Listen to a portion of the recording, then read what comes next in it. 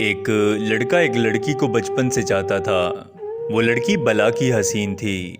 उसकी नीली आंखें और सुनहरी जुल्फों ने उस लड़के को दीवाना बनाया हुआ था। उस लड़के का कहीं पे भी दिल नहीं लगता था। वो यूनिवर्सिटी में जाता और बेचैन सा रहता। क्लास फेलोज उसे मस्ताना कहते थे। लड़के को लगता था कि अगर उस लड़की को अपना ना बना सका तो वो मर जाएगा। लड़की को भी उस लड़की की मोहब्बत का इल्म था, जिसका इजहार लड़के ने अब तक नहीं किया था। वो लड़का बोलता नहीं था, लफ्ज़ों का जादू करता था।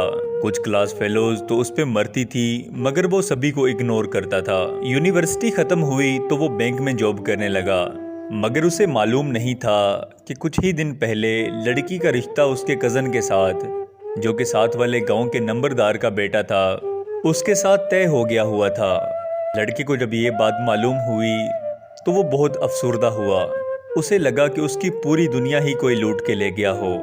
कुछ दिनों बाद उस लड़की की अपने कज़न के साथ शादी हो गई। उसने उसे दुल्हन बने किसी और का होते अपनी आंखों से देखा।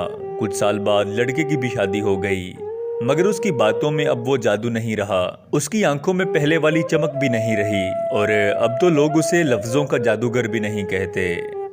वो क्या किसी ने खूब कहा था कि किसी के जीने से कोई मर नहीं जाता, मगर जीने के अंदाज बदल जाते हैं।